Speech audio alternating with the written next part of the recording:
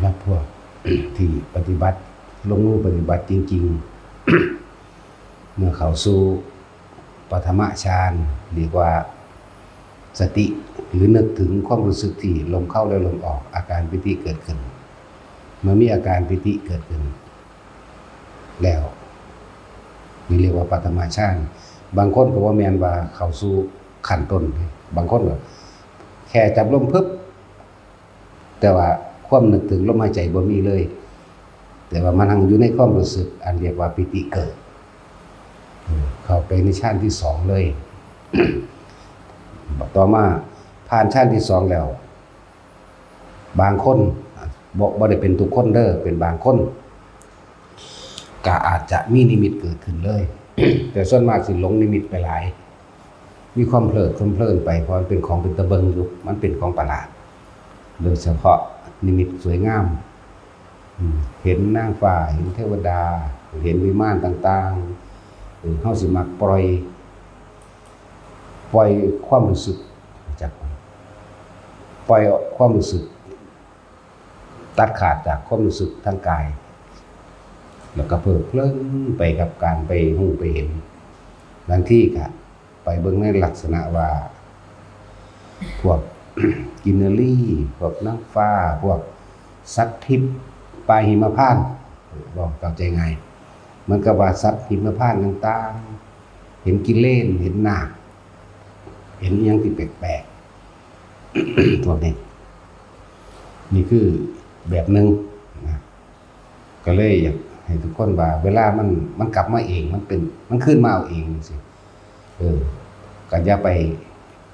นำมาเบานำมาว่ามันก็เลยเทีย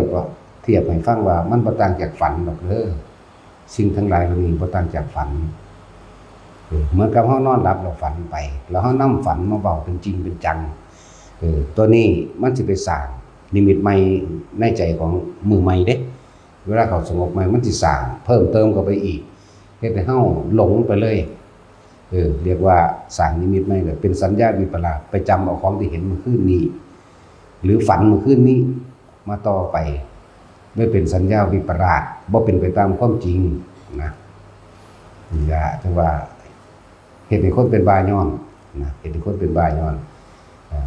ถ้าดำจะต้องฟังผู้เพิ่นเคยผ่านมาแล้วเพิ่นแนะให้เพิ่นแนะให้นี่ล่ะคือแนะอยู่เดี๋ยวนี้แหละว่าจะนำเข้ามาคิดต่อเด้อเห็นแล้วก็เห็นไปเรื่อยแล้วไปเลยพยายามอยู่กับปัจจุบันขณะให้เป็นมันจังสิบ่เกิดความเคยชินตะกี้เฮาก็เป็นก็สิเบาเฮาก็เป็นเฮาเพลินไปกับสิ่งต่างๆที่เห็นที่รู้บางทีก็เป็นคือชีเรือหงส์เป็นรูปหงส์เป็นเรือหงส์นั่นแหละยาวๆมาแล้วมีหัวออกเป็นหัวหงส์นะแบบเรือหงส์ที่เฮาเห็นน้ำมันโทรทัศน์ที่เฮาเห็นน้ำผาบาทที่เฮาเห็นน้ำที่เป็นพระที่นั่งพระเจ้าแผ่นดินจังซี่นะที่เขาแข่งที่เขาเรือพระราชพิธีต่างๆนั่นนะเป็นแบบนั้นขึ้นไปผู้เดียวก็ไปพี่ผู้มาหักก็เป็นก็ละแล้วก็เพลิดเพลินไปก็ลอยบ่สูงลอยแค่ปลายไม้แต่ปลายไม้ต้นนี้สูงสิวึดขึ้นแล้วก็ลงไปนี่แหละเมื่อกี้เขาก็เพลิดเพลินไปเห็นไปถ้าคิดจะให้จอดมันได้ก็จอดเด้จากลงมองนี่มันก็จอดลงเด้แล้วก็เบิ่งกิเลสนะเคยเห็นในภาพวาดบ่ล่ะนี่กิเลสมีหลายสีอยู่เด้สีเขียวขอบเกล็ดเป็นออกดำแดงจังซี่นะบางต้นก็เกล็ดสีดำขอบนั่นก็แดงเขียวจังซี่นะ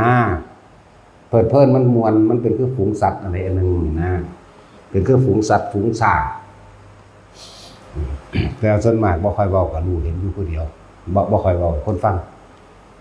บ่ค่อยเว้าแต่ว่าเพลินคือมันชินมันติดไปจังได๋ก็เป็นไปจังได๋ก็เป็นเป็นจนว่าบ่รู้จักว่าสิเอาอันใดขึ้นมาเว้าก่อนนะเพราะว่ามันหลายครั้งบ่แม่นว่าเฮาทำความสงบแบบนี้เป็นแค่ว่า100ครั้งพันครั้งเด้เป็นแสนเป็นล้านครั้งที่เฮาเป็นนั่นน่ะนั่นแหละจังว่าอย่านำมาเว้าให้กันฟังผู้ฟังผู้ที่1ผู้ที่2 เอาไปคิดนึกนำเด้บัดนี้เลยเกิดกลายเป็นไปตามที่ตัวความคิดนึกเรียกว่าล่ะแต่จักก็เลยเทียบว่ายังก็มาเว้าเถาะถ้าเอามาเว้าแล้วตอนที่เฮาเว้าเฮาสิจำภาพเนาะแม่นบ่เฮาสิจำภาพไปพร้อมเลยเป็นแบบนั้นแบบนี้นี่คือเว้าเรื่องนี้ก็จำภาพมาเว้านั่นแหละแต่ว่ามีความลบถิ่มอยู่ว่าบ่เป็นจริงบ่แม่นของจริงบ่ต่างจากฝันเห็นจริงแต่เรื่องบ่จริงบ่อาจสามารถสินำมาให้ผู้ใดเบิ่งนำได้นี่ถ้าเฮาเว้าดูเข้าเขาก็สิว่าเฮาเป็นบ้านะอันนี้เว้าเพื่อแก้สำหรับคนที่เป็นแบบนี้โอ้มันเพลินกันหลายปีเด้บ่ธรรมดาเด้อเป็น20ปี20กว่าปีนั่นแหละจนว่าที่ว่าหลวงปู่มั่นมาตีนั่นแหละแต่ว่าในฝันนั่นแหละแล้วเฮา แบบเอานักๆนะว่าบ่นอนเลยพุ่นล่ะแบบว่าบ่แน่นอนในหลังแต่อื่นแต่ว่านอนอยู่นอนทั้งแข้งนอนแบบนี้นี่นอนแบบนี้ตั้งวงสิตลอดตัวนู้นซาเบิดนั่นแหละก็รู้สึกอยู่แต่ในตัวบาดสิไปมันไปคือเก่าพอมันชินแล้วชินไปเบิ่งนั่นเบิ่งนี่เห็นดาวดึงเป็นแบบนี้สุรามณีเป็นแบบนี้ทุสะเจดีย์เป็นแบบนี้มีบริขารพระพุทธเจ้าเป็นแบบนี้ผมม้วยผมของพระพุทธเจ้าเป็นแบบนี้อยู่สันนั้นสันนี้นะบอกมาแต่ว่าในสิ่งที่เฮาบอกมาเนี่ยมันบ่มีผู้ใดเห็นนำเลยบอกแต่ละคนไว้ว่ามันบ่เป็นของจริงเห็นจริงแต่มันไม่ใช่ความจริงหรอกเด้อนั่นแหละถึงว่าเป็นสัตว์ เพลินมาตลอดจนฝันว่าหลวงปู่มั่นมาตีนั่นแหละแต่ว่าแต่ตีนี่เพี้ยเขาโคกหูนี่ดีๆเขาตับปลายหูบ่กันโกกเดี๋ยวปลายหูไหลลงหอดแอวเพี้ยสะดุ้งลุกขึ้นทันทีเลยมานอนเป็นหมูตายอยู่นี่เห็นว่าแล้วเพี้ยขึ้นก็สะดุ้งขึ้นลุกขึ้นมาก็มองเลยเด้แล้วก็บิดแอวเงาเลยล่ะถึงเอากระจกน้อยๆมาส่องเบิ่งของแม่งเป็นอีหลีเป็นห้อยแดงจึงคืนอยู่เป็นอาทิตย์พุ่นเด้เพราะว่าบ่ทันเข้าใจจักว่ามาเข้าใจว่ารู้สึกตัวนี่บ่พอต้องเข้าใจคำว่าเห็นหยังรู้หยังก็สร้างสู่รู้สึกตัวบ่ได้เนี่ยเห็นไปพร้อมรู้สึกตัวไปพร้อมน่ะนี่คือความเข้าใจเอาเองอาจจะบัดนี้จังมันหายไปอันห้อยแสนนี่ห้อยแสนตากกตาหูอีกเด้อตาปลายหูอีกสิสุดแอวไปเลยตีเวียงลงมาทางนี้เลยซะเป็นคือพันตีอีหลีนี่นะเป็นคือพันตีอีหลีนี่เด้คือจังเพิ่นยืนฟาดเอาตียกมือเบิ่งขวาเด้เอานอนจังซี่เฮาก็นอนขวาเอาหัวไปทางทิศเหนือตีลงทางทิศใต้หันหน้าไปทางทิศตะวันตกนอนขวานั่นแหละเพี้ยเข้านี่สิสุดแอวเลยนึกหาวิธีแก้บ่ได้นั่นแหละจังว่าคำว่าจิตหนึ่งหรือคำว่ารู้สึกตัวทั่วพร้อมมันต้องโผล่ขึ้นมาเป็นอาทิตย์จังเข้าใจอ๋ออันนี้นี่เองมันหาย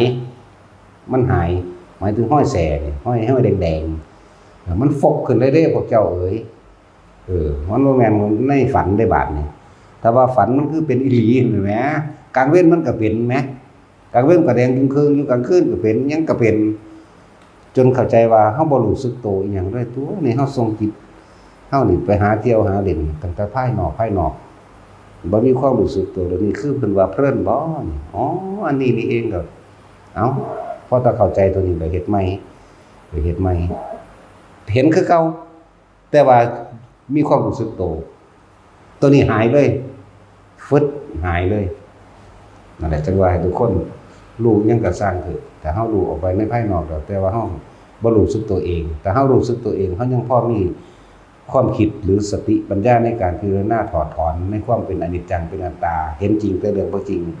สิ่งทั้งหลายทั้งปวงบ่ควรเข้าไปยึดนี่เห็นตัวนี้ดีกว่าบัดนี้เห็นโดยปัญญาเห็นตามความเป็นจริงสิ่งที่เฮาเห็นบัดมันระลึกสิ่งที่เฮาเห็นเฮาบ่อาจสามารถสินำมายืนยันกับผู้ใดได้เลยบ่มีผู้ใดมาเห็นนำเฮาเห็นอยู่ผู้เดียวเฮาเว้าอยู่ผู้เดียวอันนี้บ่สติวิปลาสนึกถึงสิ่งที่ผิด หรือว่าสัญญาแบบวิปราชหมายถึงนึกถึงแต่สิ่งเก่าๆแต่ว่าบ่อาจสามารถนำมาผู้ใดเบิ่งได้เอ้ยมันเฮ็ดให้คนเป็นบ้าได้อ๋อมันแม่นนั่นแหละต่อมาก็มาฮู้ว่าผู้นั้นสิตายผู้นี้สิตายเวลานี้เป็นผู้หญิงผู้นี้สิตายเวลานี้เป็นกระเทยผู้นี้สิตายเวลานี้4คนเป็นจริงเบิดได้บัดนี้เกิดความอยากซอยเหลือเขาผู้แรกบอกว่าเจ้าจะไปเลี้ยงงัวเด้อมื้อนี้เจ้าไปวัดได้บ่ก็บอกเขามันเป็นหยังข้อยฝันว่าเจ้าสิตายจังซี่นะเสือกตายอยู่ตามเวลานั้นเป๊ะเบิดทุกอย่างบัดนี้ผู้ที่1ผู้ที่2ก็มันไปยิงหนูบักนั้นยิงหนูกลับมาแล้วนี่มันสิดังไฟขึ้นติดไฟขึ้นแล้วถอนขนหนูนั่นนามันสิเหี่ยวแตกออกแบบนี้ซักยันไฟออกแตกพวกเลยเห็นแบบนั้นจัดเลยเด้ก็บอกว่าบ่ต้องไปยิงหนูได้บ่ไปจังหันหรือไปวัดหรือไปหยังก็ได้จังซี่นะมันก็บ่ฟังความหรอกเนาะของมันบ่ได้สนใจแนวนี้นะวันนั้นยังมาเช้ามันกลับมาจากยิงหนูเป็นอีหลีมั้ยเป็นแบบเพื่อเฮาว่าอีหลีเลยนะนี่ที่2ที่3มันกระเทยจนที่4ตอนนั้นแล้วบัดเขาก็พากันโฮมาไล่ขาเฮาที่เพราะว่าเฮาเป็นปอบเขาก็ได้ว่าแนวอื่นเด้โอ้นี่บ่เดี๋ยวเฮ็ดเป็นบาปก็เลยว่าสั่งมันเถิดเฮาบ่สามารถไปแก้ไขผู้ใดได้หรอกสัตว์โลกเป็นไปตามกรรมเลยว่างนะว่างมองนี้เด้การกระทำของไผของมันบ่เฮาบ่สามารถสิแก้จิตใจของไผได้ดอกเพราะเขาบ่ได้สั่งสมสิ่งทั้งหลายเหล่านี้อยู่ซื่อๆสิไปกระซากขึ้นมาทั้งกินเหล้าเมายาตีไก่เล่นไก่รักสิ่งรักของเขาก็หาอยู่หากินจังซั่นเฮาสิไปเว้าเรื่องธรรมะให้เขาฟังนะว่ามื้อนี้จะไปเด้อจังซี่มันบ่รู้เรื่องบ่เข้าใจดอกนะนั่นแหละหลังจากนั้นมาก็บ่เว้าเลยแต่ว่าคอยเบิ่งอยู่ว่าจริงหรือบ่จริงก็เลยบ่ปากก็เลยว่าจริงก็สร้างบ่จริงก็สร้างเฮาควรที่บ่ควรที่เขาไปถือเอามาบอกใครอีกนะเลยบ่ได้สนใจว่าทุกสิ่งทุกอย่างมันบ่จริงเลยสรุปให้ว่าบ่ควรเข้าไปถือนั่นแหละบ่ควรเข้าไปยึดบ่ควรเข้าไปจริงจังกับมันนั่นแหละถึงบอกว่าสิ่งอย่างบ่มีจริงดอกนะคือบ่ให้มาติดในใจคำว่าบ่มีจริงนั่นแหละมันบอกแต่ละคนไว้สำหรับคนที่เห็นนิมิตมากๆพยายามทำความรู้สึกตัวอายุในความรู้สึกตัวเห็นทั้งที่มีความรู้สึกตัวเฮาสิมีสติปัญญาความคิดขึ้นมาพามาแทรกได้เด้บ่คือบ่รู้สึกตัวเด้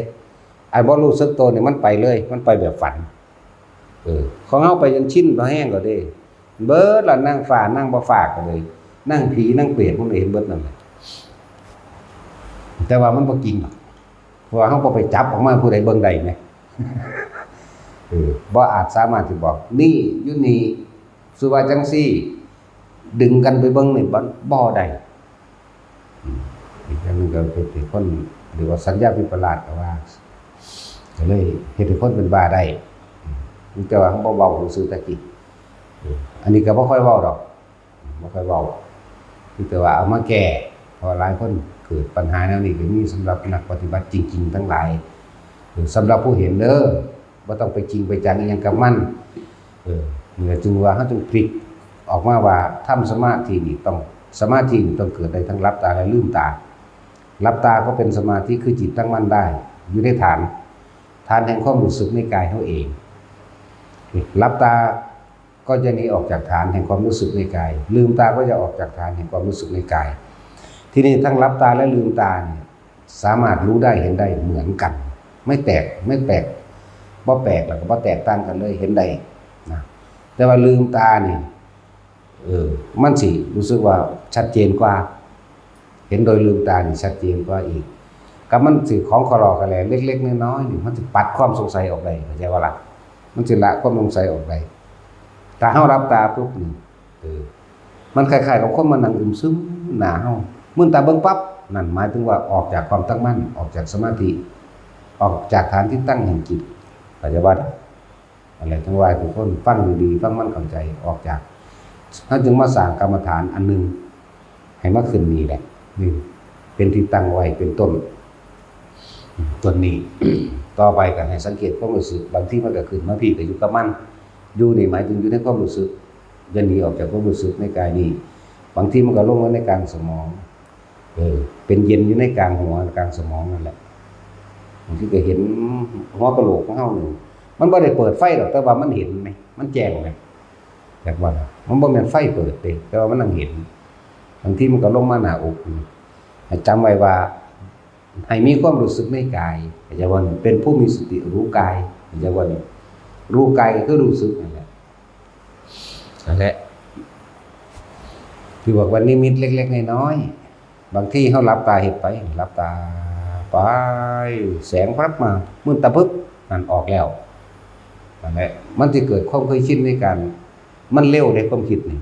มันอย่างว่านี่แม่นบ่ล่ะสงสัยปั๊บมืดตาปั๊บเดี๋ยวบ่ได้ทันมีคำถามซ้ำมืดตาเบิ่งปึ๊บโลดกับมันวูบแสงแป๊บมาวูบเข้ามามืดตาหลับปึ๊บโลดนะบางทีก็ออกจากนี้บางทีก็วูบเข้ามาบางทีก็เกิดวาบขึ้นเลยนะแสงสีไหลก็แล้วแต่แล้วก็หลายๆอย่างที่มันเกิดขึ้นบาดนี้กับอาการปิติที่มันเกิดแทรกซ้อนเข้ามาปิติซ้อนกัน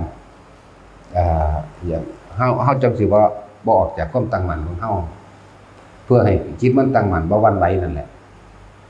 ถ้าผู้ใดมีความรู้สึกเอายกตัวอย่างบางนี้เด้อผู้ที่อยู่หัวก็สร้างเด้อผู้อยู่กลางหน้าผากก็สร้างผู้อยู่กลางอกก็ช่างนะบางทีคนลุกแทรกขึ้นมาอย่าไปพิจารณาอาการคนลุกอย่าไปคิดหาสาเหตุของมันจะว่านี่แล้วเพิ่นเอิ้นว่าทรงคิดออกมาก็ว่าเอิ้นว่าแทรกอย่าไปแทรกอย่าเอาความคิดไปแทรกนะนั่นแหละถึงว่าให้จับอยู่จุดเดียวโลดจับอยู่จุดเดียวโลดความรู้สึกเข้านี่นะอย่าหนีจากฐานนี่แหละสิรู้เองดอกฐานนี่คนลุกมากก็รู้ว่าคนลุกจังว่าล่ะแม่นพอบอกว่ามันก็รู้หรอเพราะว่ามันรู้อยู่ในกายเฮาแม่นบ่ล่ะจังซั่นแหละแต่ว่าอย่าไปคิดกับมันเวลาเป็นนั่นคือให้มื่นตาถ้ารับตามันสิคิดนำใหม่เด้ผีบ่ได้บาดนี้เขามาเอาบุญนำกูบ่เด้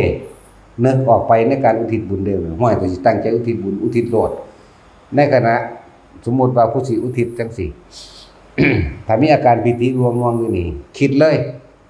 คิดอุทิศบุญออกไปเลยขอผลทานบุญกุศลกรรมดีที่ข้าพเจ้าก็ทำมาแล้วทั้งหมดนี้จนถึงแด่ไปก็แด่ไปจะว่าล่ะให้ไป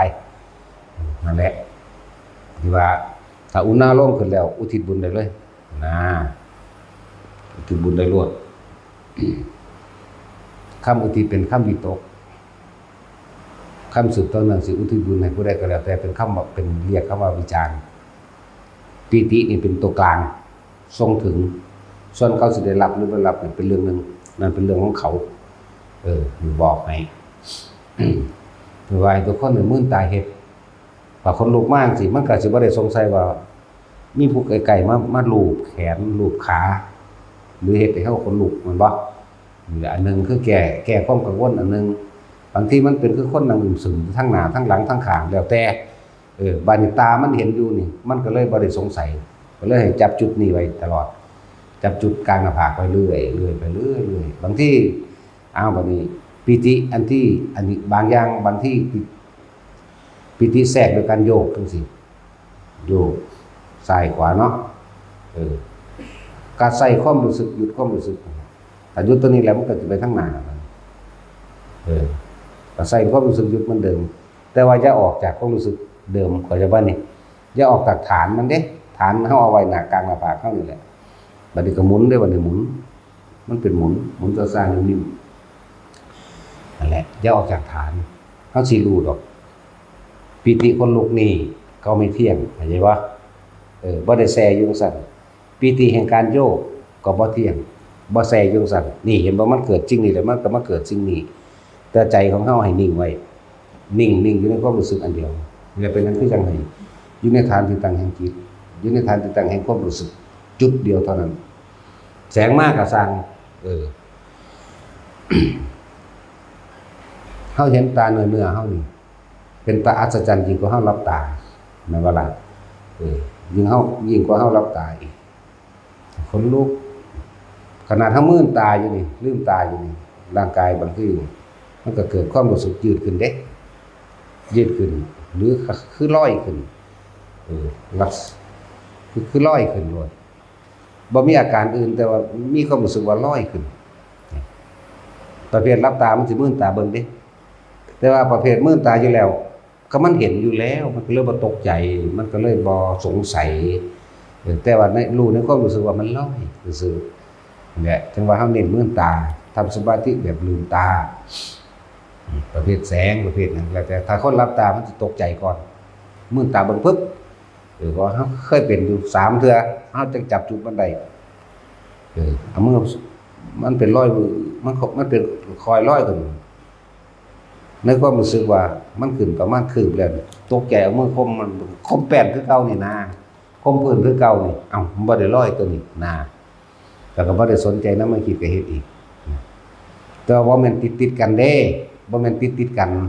2 มื้อ3 มื้อหรืออาทิตย์หนึ่ง2 อาทิตย์จังเป็นต่อแนวมันนี่มันจังเป็นอีกจนจับจุดได้เลยมื่นตาเห็นเลยบาดเข้าใจแล้วนะตกใจได้ร้อยจริงๆเลยว่าธรรมดาเด้ตกใจบึบลงเลยเด้นั่นแหละมันออกจากความตั้งมั่นลอยไปเรื่อยแล้วมันก็ค่อยใส่ความรู้สึกลงใส่ความรู้สึกขึ้นได้ออกไปสั้นๆจังว่าเป็นยังขึ้นเน้นมื่นตาเดินก็เป็นสมาธิได้บัดยืนก็เป็นสมาธิได้ทำการทำงานก็เป็นสมาธิได้ยืนเดินนั่งนอนเป็นสมาธิได้ทั้งนั้นเห็นในจิตตั้งมั่นฉะนั้นให้ทุกคนเนี่ยจับหลักไงมันไว้อย่าออกจากฐานที่ตั้งแห่งจิตฐานที่ตั้งแห่งความรู้สึกในกายที่เขามาตั้งไว้ในตรงกลางหน้าผากเขาเองแหละน่วงขึ้นมาไม่ทำแบบใครก็ดีแต่ที่พูดถึงว่าทุกคนที่ได้หนีตอนนี้ก็เป็นทุกคนแล้วล่ะเข้าใจแล้วแต่ว่าอาจจะอยู่ในขั้นต้นขั้น2บางคนขั้น2แล้ววันนี้ตามธรรมดานี่ความเคยชินลมก็ออกกับอุณหภูมิเกิดเป็นบ่บาดนี้ยังก็ซื่อๆเอ้ามันคือขึ้นได้วะเห็นบ่ล่ะนั่นคือขั้น2แล้วจะถอยหลังมาปล่อยเลยปล่อยรู้ไปเลยรู้อย่างรู้สึกตัวในนี่แหละนั่นแหละขึ้นหัวกระช่างก็ปล่อยรู้สึกตัวลงกลางอกกระช่างปล่อยรู้สึกตัวอย่าคิดคำว่าปล่อยนี่คืออย่าคิดแทรกแซงอย่าไปหาเหตุผลกับมันอย่าไปหาว่าเกิดขึ้นจากหยังนี่สำหรับพวกรับตานิมิตมันสิมีมากบัดนี้สำหรับผู้บ่มีนิมิตก็คิดเอาตัวแต่ว่าก็เป็นความรู้สึกเด้เห็นบ่ล่ะบ่เห็นสวรรค์บ่เห็นนรกบ่เห็นนางฟ้าบ่เห็นเทวดาบ่เห็นหลายๆอย่างนั่นแหละแต่ว่าสิไปตื่นเต้นกับความรู้สึกจากตรงนั้นมันสอนกันเด้มีนี่แต่มันน่วงอยู่กลางคิวละภาคแล้วคือคนลูกซ่อนมาจังซี่นะบ่ไปเห็นอื่นๆดอกอันที่เป็นของ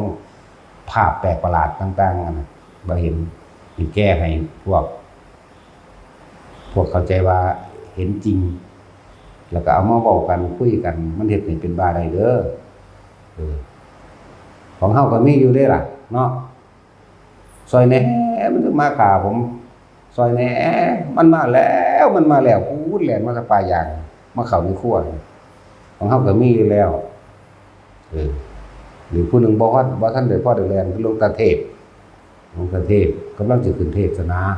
พระเทวดามาฟังธรรมจังซั่นแล้วเพราะว่าเตือนเรื่อยๆปึ๊บอ๋อเนี่ยมันก็งอของมันเองก็เศร้าเลยล่ะสั่นคือแม้นสิ่งทั้งหลายแล้วนั่นคือว่าอุปจารสมาธิหรือสิ่งที่อุบัติขึ้นระหว่างทำการจิตที่ตั้งมั่นดีแล้วสิ่งนั้นอุบัติขึ้นมาเฮาเราไปคิดหาเหตุผลกับสิ่งนั้น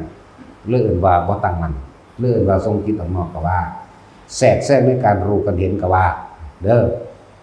แต่ละคนนั่นน่ะบ่ให้นำเข้ามาคิดบ่ให้จริงบ่ให้จังอีหยังแต่จริงจังแล้วมันเป็นกับมันเด้อยู่เมืองการได้เอากันเด้อบ่ธรรมดาเด้มันขึ้นกกใหม่เด้มันขึ้นกกใหม่มันนำเอาแสงธรรมธรรมดาบอกนั่งหลับตานี่แหละนั่งสมาธิแบบนี้แบบใครในตัวเฮาอยู่ไกลๆอยู่ประมาณ100 เมตรเดี๋ยวเห็นลุกแล้วว่ะของเฮาเห็นมื่นตาเนาะลุกแล้วแม่งบั่นไปแล้วบั่นพระเจ้าข้าแล้วย่างแล้ววันนี้ย่างแกดื้อจังซี่พร้อมเด้ว่าน้ำเอาดึงกระซากไว้จังหัวขึ้นมาบางคนกระทัน บางคนที่เฮาบ่ได้อยู่ใกล้พุ่น อยู่เทิงกกใหม่พุ่นโอ้ยมึงขึ้นไปหยังว่าแสงถ้ำ นั่นแหละเพิ่นนำเอาแสงถ้ำมันสั่นแล้วตกเหวเพราะว่าเป็นหยังดอกแต่ว่ามันบ่ได้สูงปานใดประมาณ 6-7 เมตรประมาณนั้นบ่เป็นหยังองค์แห่งชาติคุ้มครองไว้อยู่บ่ให้แข้งขาหักขาปวดได้เขาอยู่ในชาติของเขาอยู่นั่นแหละจังว่ามัคคสิทธิฌานไปเถอะตกก็ตกจังหูเมือก็มีเด้อยากว่าล่ะตกแล้วจังหูเมือยินแต่เสียงห้องของคนมันตกเหวตกผาเนาะเสียงห้องกันอยู่พุ่นเนาะมันสะท้อนมากกับเฮาก็เข้าใจว่ามันอยู่พุ่นเฮาก็ไปพุ่นแหละตั้งแต่มันอยู่ไกลๆดีเสียงห้องช่วยผมแน่เด้อนั่นแหละนำหาพุ่นไปพุ่นไปทั้งพุ่นมันกันห้องแล้วเสียงมันกันสะท้อนขึ้นไปพุ่นมันอยู่แมงได้จังหยังกลับขึ้นมานะเดี๋ยวนี้ก็มีโตนเถียงหน้าก็มีตนถึงหน้าแลนคุณเลยก็มีแลนบักหันนี่ลีนี่เด้แต่ว่าแปลกประหลาดแต่ว่าคือบ่ต่ำกกไม้ แลนบักหันมันเด้ซอยแหน่มันจะขาผมซอยแหน่มันจะขาผมโอ้ยเอิ้นกันผู้ลัดไปทั้งพุ่นแล้วพุ่นแล้ว ลัดซอยกันแน่นเป็นนำกัน4มัน5มัน3มันทั้งนั้นก็ฮู้จักแล้วเพราะว่าอย่างตอนที่เฮามาสันข้าวกินข้าวแล้วก็สิคุยกันเพิ่นสิเว้าตะลึงนิดๆจักว่าล่ะถ้าเบิ่งเด้อมันสิเป็นบ้าก็คือว่าแม่นอีหลีก็จิบกันไว้จะหนีไกลกันเด้อถ้าเบิ่งเด้อมันสิเป็นบ้าเฮาบอกบ่ฟังเลย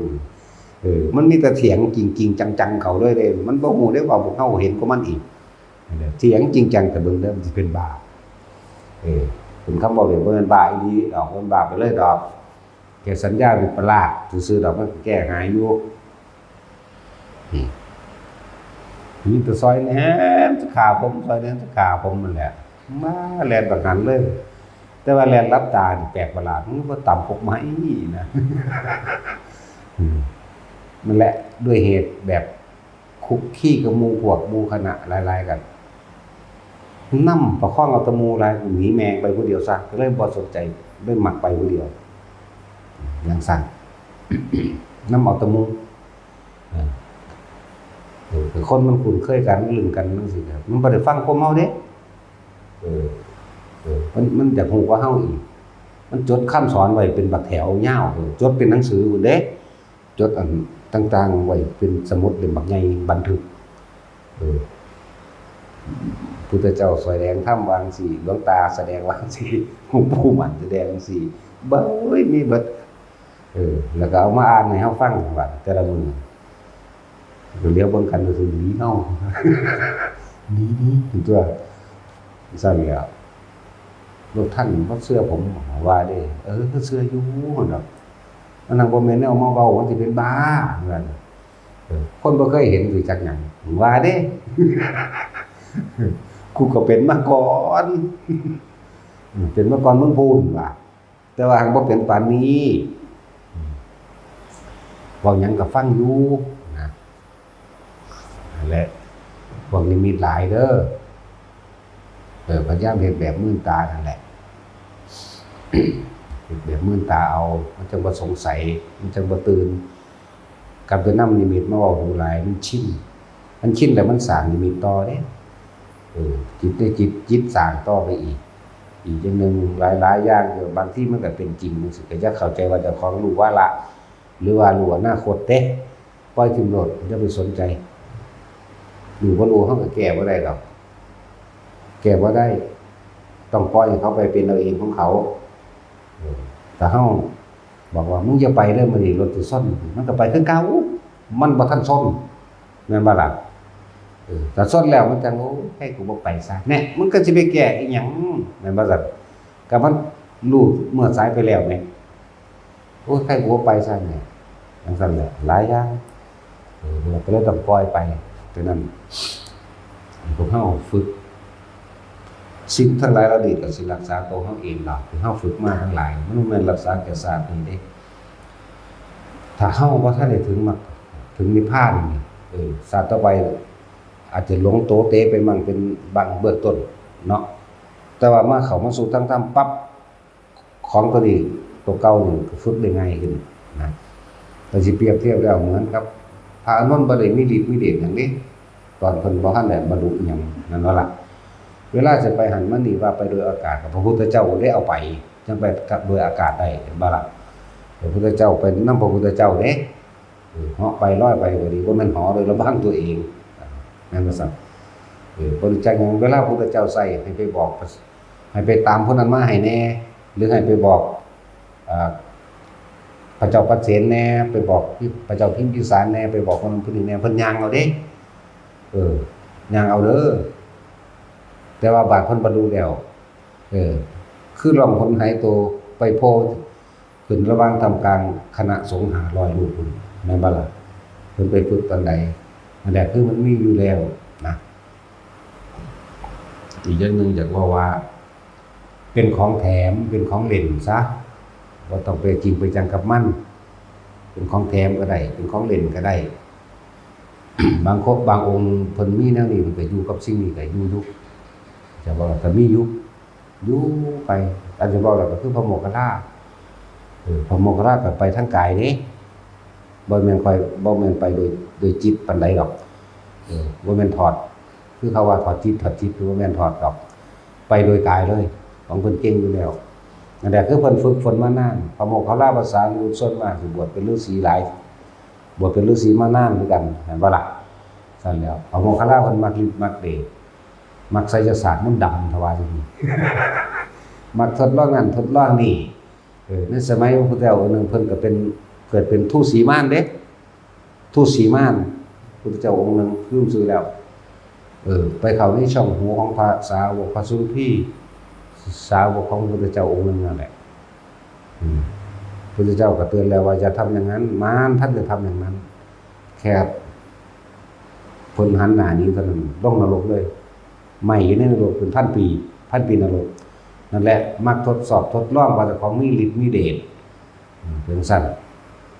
ต่อกรรมก็นำมาถึงเพิ่นคือเก่าได้บัดนี้อย่างว่านี่ชาตินี้เพิ่นก็มีม่านเข้าไปในท้องในหูดังเหมือนกันเด้กะหลานเพิ่นเองผู้เพิ่นไปสอนนั่นแหละอย่างว่านี่เพิ่นก็บอกว่าจะเฮ็ดจังซั่นเธอนี่เป็นหลานของเราเสมอส่งไปในสมัยการศาสตร์นึงสมัยพุทธเจ้าองค์นั้นเพิ่นเป็นผู้สอนเอง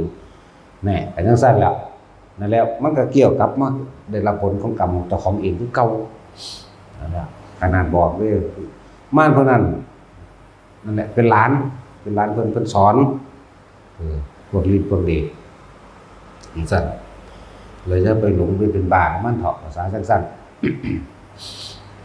ถ้าว่าฮอดภาษาพุ่นแล้วถ้าเราคนถือแบบเบ้ยสุดยอดแม่นบ่ถ้าว่าภาษาของเล่นของแถมจักว่าล่ะคือคนสิซื้อรถจักรยานน่ะครับบ่ถอยมองของเขาคือบ่ซื้อเนาะโหบ่ได้แพงบ่ได้ก็สร้างว่าต้องแถมมองของเขานั่นแล้วอันตรงโลดเฮาละความเห็นต่างๆโลดละความจริงต่างๆโลดที่ว่ามันมีอยู่จริงโดยความคิดเข้าไปยึดมั่นถือมั่นว่าอันนั้นจริงละออกเลยบ่ต้องไปสนใจบ่มีหยังจริงอย่างบ่มีสิ่งใดที่รั้งยั่งยืนบ่มีสิ่งใดมั่นคง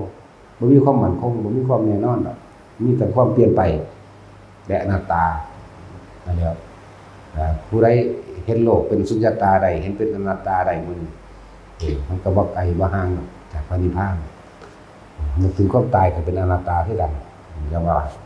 นึกถึงความตายมรณานุสตินึกถึงสุญญตา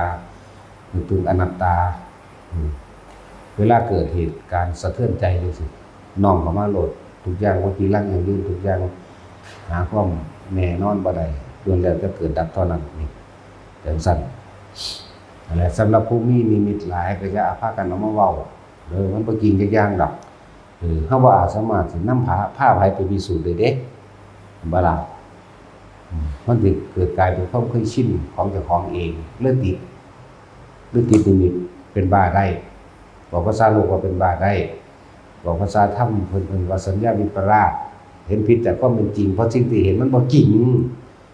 มันบ่อาจสามารถนำสิ่งที่เห็นได้สัญญาคือความจำนั่นมันบ่อาจสามารถนำตัวนั้นมาให้หมู่พิสูจน์ได้บ่ล่ะ มันบ่แม่นก้อนหินที่ถือไม้กันเบิ่งได้ไหมแต่ว่าก้อนหินยังเอานี่ก้อนหินนี่มันบ่ล่ะจังซั่นเลยอันนึงถือว่าแม่นเฮาสำหรับผู้มีอุปนิสัยฮู้เห็นก็ฮู้เห็นคือเก่ามันมื่นตาก็เห็นคือเก่า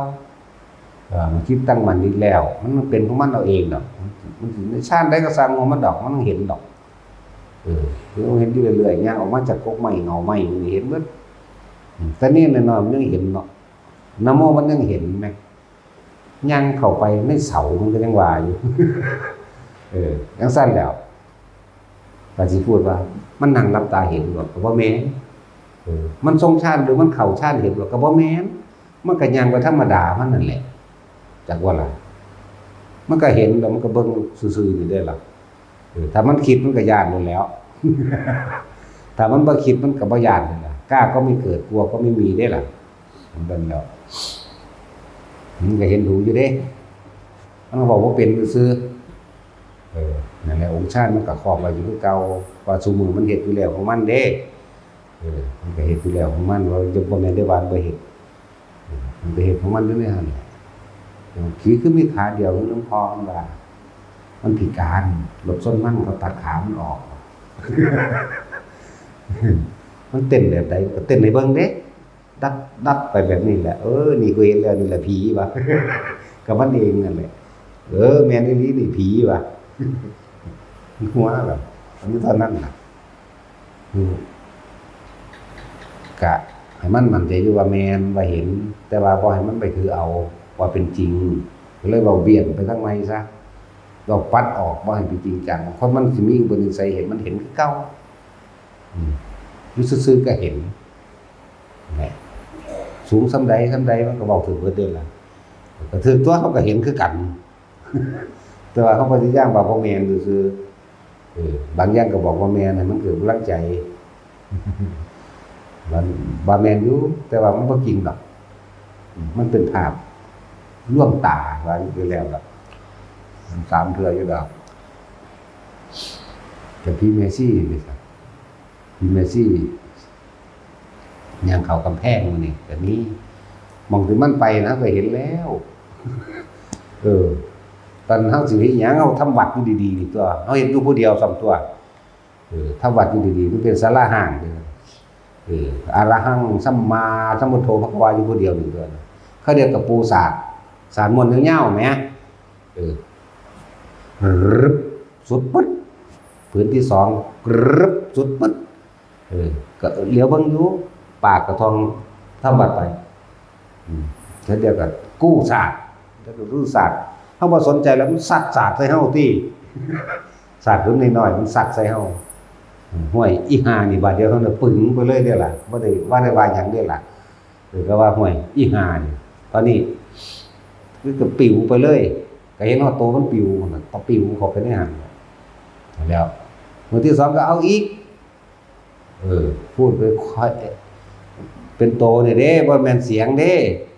เสียงก็แม่นแต่ว่าเป็นโตนี่เด้นั่งอยู่ธรรมดานี่ล่ะบัดบ่ทันได้ทำวัดนั่งอยู่ธรรมดาเขาเรียกกันกระโถนเนาะแต่มันมีกระโถนนำเด้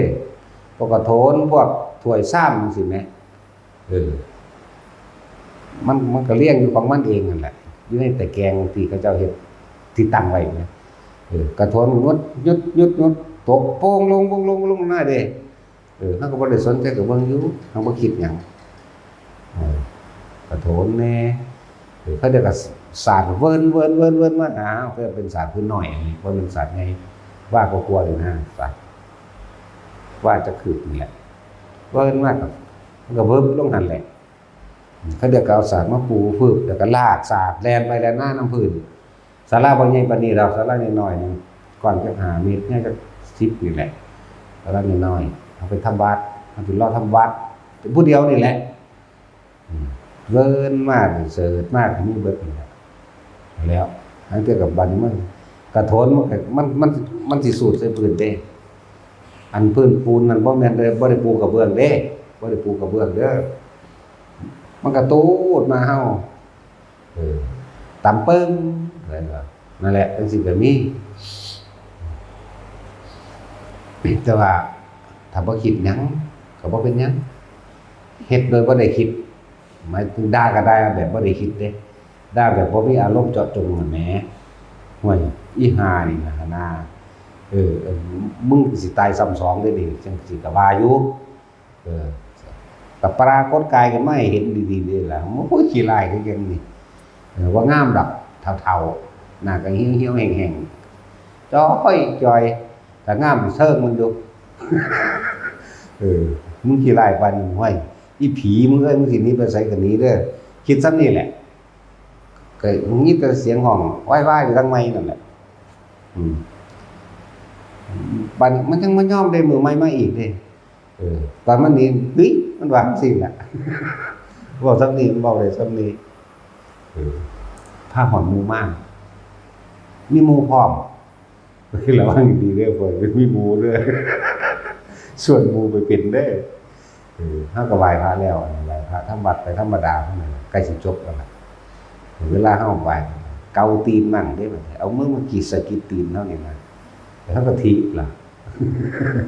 แต่ว่าต้องบ่ได้ใส่เจตนาอีหยังก็ถีบไปซื่อๆเหมือนกับคือเฮาตบยุงโดยบ่ได้ตั้งใจแหมมันเดียดมันก็ตบไปโลดจังซี่นะอันนี้มันก็เกาตีนมันก็ถีบไปโลดคือกันนะเดี๋ยวกูทำวัดจบก่อนว่ะ ทำวัดจบแล้วสู้กันตัวบัดคือบ่ได้สู้ดอกเอามึงมีฤทธิ์วิเดชเท่าใดพากันเฮ็ดดูว่าดิหัวเราะคิกๆแคกๆมี1มี2มี3มี4มีฮอดเด็กน้อยนี่ว่าเด็กน้อยเด้บัดนี้มันก็ตั้งถ้วยตั้งซ้ำเป็นไม้ดอกเป็นลานเป็นไม้จักบ่เป็นไม้เดี๋ยวก็ตีห่างๆแล้วก็เอาสอดไว้นะกระตบเปิ้งพวกนั้นก็ล้มลงเด้นั่นน่ะก็เด็กๆน้อยก็หัวเราะกันคิกๆๆมาแล่นมาหาเฮาดิแล่นมาใกล้ๆก็หายไปก็แล่นไปอีกอัน2 4นี่ก็เอาอยู่นี่แหละกวนอยู่นี่แหละนะเฮ็ดศาสตร์ว่าเลิ่นไปเบิ่นมาเด็กน้อยก็เล่นเพราะเด็กน้อยจังซี่แล้วมีแนวบ่ดีแต่ว่าบ่กินพอเฮาก็ไปดึงลากคอมาอยู่เบิ่งนำบ่ได้นะแหละจังคุยเพิ่นถามบ่ได้ใส่ปากเว้าใส่ความนึกเอาถามมานั่งลงดีๆนะเพิ่นใส่เจตนาได้บัดมานั่งลงดีๆอีนี่มาโดยอำนาจเจตนาเฮาเด้ว่าก็นั่งลงเด็กน้อย2คนก็นั่งลงกลางก็ถามบักนี่มึงเป็นหยังอีนี่มึงเป็นหยังตายนะตกน้ำผู้ใดตกก่อนผู้น้องตกก่อนผู้เอ่ยลงเอาตายน้ำตายน้ำกัน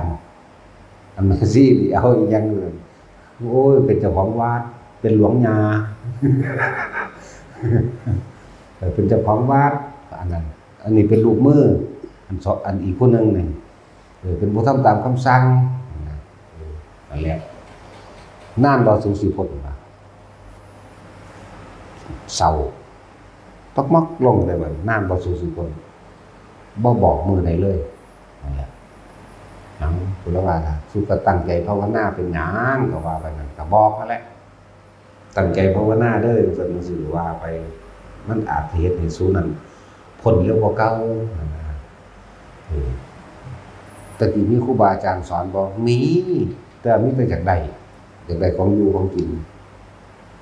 บ่ได้ทำตามสอนดีก็หลวงพ่อดีเพิ่นว่าแต่สอนดีก็สู้คือบ่เฮ็ดนำมันอยากได้มีแต่แนวอยากได้นั่นแล้วใส่แก้วเล่ใส่มันยาใส่ไรมีภิกษุสงฆ์สามเณรนั่นแหละจังซี่ก็มีก็อุทิศบุญให้ก็พอเย็นอยู่ดอกบุญอันใดที่กูเฮ็ดมาทั้งเบิดสูมีส่วนเอาได้สูก็เอาเด้อก็บอกอยู่เด้ล่ะที่สูเขามาใกล้กูได้นี่กูเปิดซื่อๆเด้ก็ว่าอยู่เด้ล่ะปล่อยให้สูบ่อยู่นำกูแต่สูได้ความสุขความเย็นเด้สูเล่นหัวเราะคิกๆแคกๆได้นี่เด็กน้อย2ตัวนั่นน่ะไปก่อนดิจังว่าอุทิศบุญแล้วหนูสิไปเกิดแล้วเด้ล่ะบางนี่ก็ไปคือกันเกิดเป็นหยังเย็นเขาจังซี่ เกิดเป็นควายบางนี่สิไปหยังก็เฮ็ดชั้นสองร่องเกิดหมาก็ดีก็อยู่ในจังซี่มันหิวมันว่าโอ้ยไปหนองไม้บ่ได้ไปบ่ได้ มันสั่นแล้วเราจะไปก็ไปแลนไปก็ยังไปตบนั่นเปิงอีกอยู่ไหมตอนแลนออกไปไหมแล้วก็หายไปเลยตบห่านน่ะห่านถ้วยห่านจานถ้วยจานก็ยังมีอยู่เด้มันเก่าๆกับสันยังมีอยู่เขาจะเน็บไว้ในช่องน่ะนะแลนไปก็ตบเปิงแล้วหายไปอีนี่บางทีแลนไปน้ำบนเต็มเปิงแล้วหายไปด้วยกันยังสั่นแหละมันก็มีอยู่จะทั้งลายแล้วนี่ฮะก็ว่ามันบ่กินหรอกก็มันเป็นดึงข้อเขามาให้เบิ่งบ่ได้อันพวกมันซี่2อันอยู่เก่าแหละนานอยู่ส่วนเด็กน้อยมันบ่ปานใดเฮาให้มันไปแล้วมันได้บุญพอไปแหละก็ไปทำกรรมคือกับฮ้อนนั่นแหละแล้วจังซั่นแหละควรสลดสังเวชไว้เด้อความสลดใจตัวของเองเกิดเป็นหยังกระตุกทั้งนั้นคือเป็นเปรตชนิดปรชัตตูชีวิเปรตอันพวกนั้นเด็กน้อย2ตัวแต่ว่าเปรตเพิ่นน่ะหนักอยู่ถามว่านานมันได้40คนมันก็บ่ปากกลมน่ะทุสุลงถึง2สูอยู่ใกล้กูได้กูปล่อยให้สูเข้ามาเอาซื่อๆเด้นะซ้ำกูสิให้สูไปนั่นกูนึกให้สูไปซื่อๆสูก็ห้องเจ็บปวดไปเลยเด้ว่ามันซั่นล่ะอย่างนี้เป็นแบบนี้อยู่หนองคายหนองคายผู้ร่างกายถ้าเขาบ่มางทิมเด้ออยู่วันตัวอยู่ใต้เขาวัดหลวงปู่ว่างทิตาสาโลบ่แม่นตัวบนตัวล่างตัวทางล่างแต่เฮาขี่รถมาทางนี้เฮาสิเห็นน้ำตกกินนารีแล้วมีทางเลี้ยวเข้าไปดอกมีศาลาเก่าๆอยู่พระพุทธรูปหรือว่ารูปปั้นเพิ่นก็ห่างเบิดแล้วล่ะพังเทเบิดแล้วล่ะอันศาลาสันหลังนั้นอันนี้ก็บ่มางเด้ก็สิเห็นอยู่นั่นแหละขี่รถมาเฮาเลี้ยวเห็นดอกไกลๆในภูเขาตังขโมอยู่นั่นมันสิมีนั่นทางขึ้นมันก็พังเบิดแล้วทางขึ้นตอนเฮาขึ้นเฮาก็ปีนขึ้นนำหมู่นั่นแหละทางเก่ามันนั่นแหละจักว่าล่ะ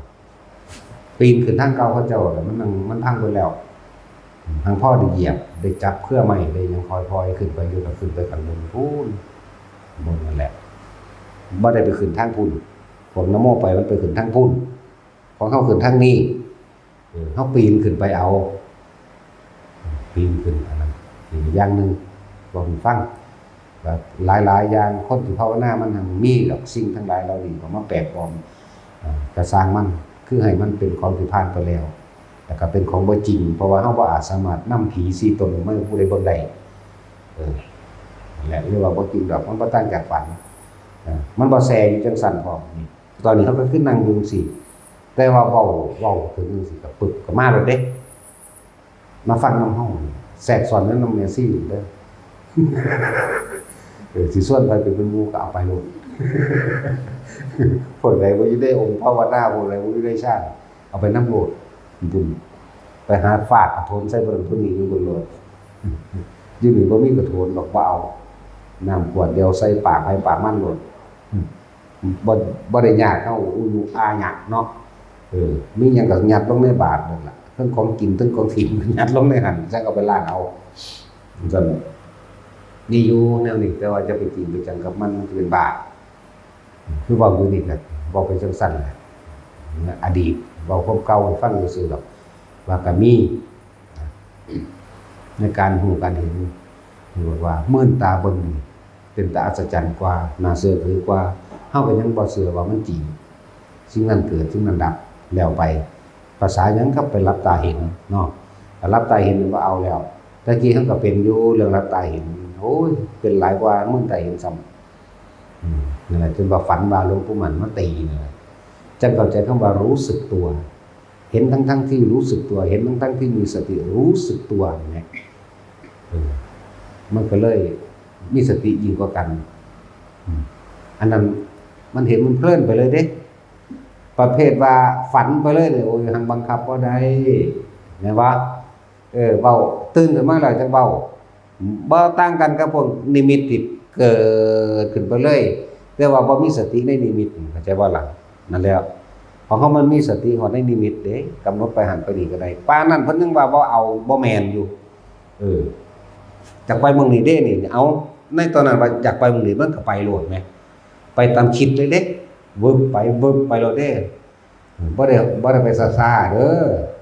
ปุ๊บขึ้นบางหันปั๊บปั๊บปั๊บขึ้นบางหันไปรวดนะ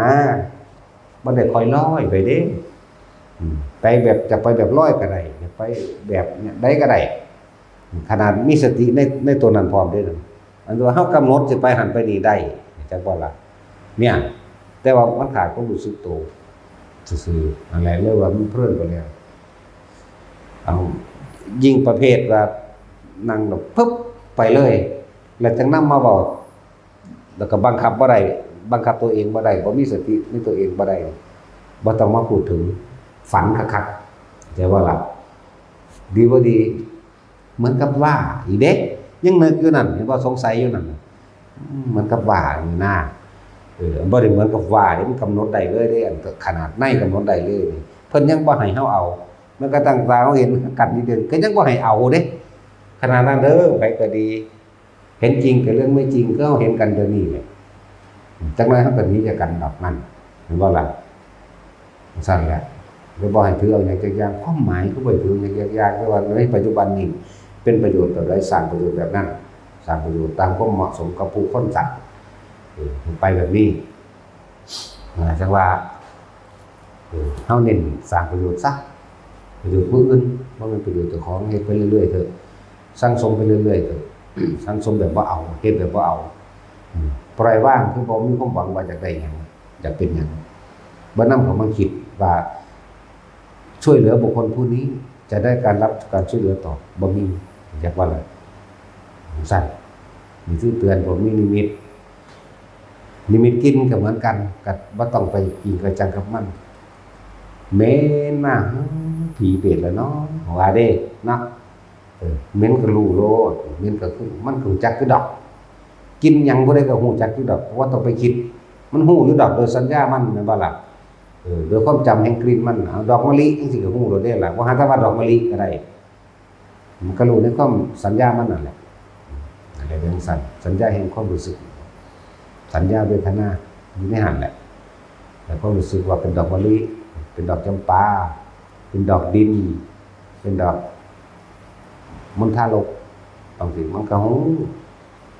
เป็นดอกนั้นดอกนี้มันก็ฮู้แต่ว่ามันบ่ได้สนใจว่าสิปรุงแต่งต่อว่าไผเอามา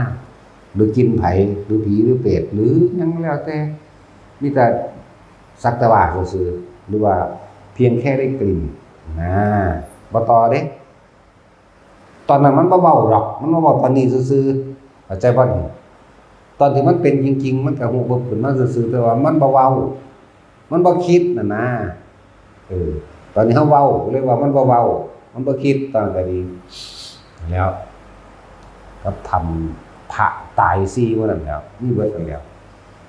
ทำไงทำวัดทำอันศาลาเฮานี่แหละนั่งอยู่กับประมาณนั่นแหละงูมันหลวยลายลงมาตั้งแต่ฝาผนังหมดเด้อบักไงซ้ำเสาพุ่นเด้อมาแล้วงูใส่เฮาแบบอ้าปากขึ้นฮ่าใส่น้ำลายมันก็ฟงไปเฮาอีหลีเด้การรู้สึกได้อยู่เด้ว่าน้ำลายฟงแต่บ่คิดต่อซื่อๆว้ายก็ลองเบิ่งไม่คิดเป็นบ้าเลยล่ะมันคือสิมันสวบหัวเฮาเลยมันปากไงก็ดอกนะแดงครึ่งๆตะขี้เดียดคือหยังนี่อันมาเว้าเดี๋ยวนี้ซื่อๆเด้แต่ว่าตอนนั้นมันบ่คิดนั่นแหละโดนเติบอยู่เด้รึบขึ้นไปใหม่บัดนี้พุ่นมาทางหน้าถ้ำแล้วบัดนี้บักใหญ่บ่ใหญ่คักซ้ำขาบัดนี้วะมากมาฮอดยกข้อพะโวใส่เป็นจงอางบัดนี้แน่ตอนนึงมันลงมาใหญ่เป็นงูเหลือมตอนมันเข้ามาทางหน้าถ้ำเป็นงูจงอาง